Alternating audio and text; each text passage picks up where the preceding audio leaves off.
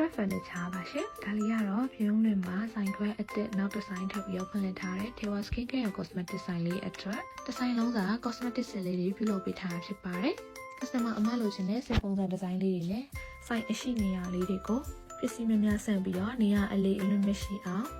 တေချာဒီဇိုင်းဆွဲပြီးတော့ထုတ်လုပ်ပေးထားတာဖြစ်ပါတယ်။ဘေးနဲ့ရဲ့နှစ်ဖက်မှာ Skin Care Cosmetic စင်လေးတွေနဲ့အလယ်မှာ max တွေ lotion တွေထည့်ဖို့အလယ်စင်လေးတွေရဲ့နှာခမ်းနီလက်သေးနီစင်လေးတွေကိုလည်းတစ်စင်ချင်းစီ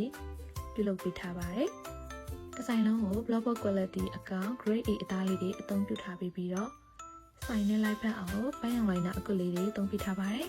။အခုလိုမျိုးဒီဇိုင်းလုံးစာဒီဇိုင်းလေးတွေနဲ့ကုန်ကျစရိတ်စီးနှုန်းလေးတွေသိချင် page မှာလာပြီးတော့စုံစမ်းမေးမြန်းနိုင်ပါတယ်နော်။ဆိုင်လေးရပြုံးနေမှာရှိရမလို့ပြုံးလို့ရသူလေးတွေလည်းဆိုင်ဒီဇိုင်းဖို့ idea လေးရှိရင်craft furniture မှာဆက်သွယ်ဆောင်ရွက်နေနိုင်ပါတယ်ရှင်။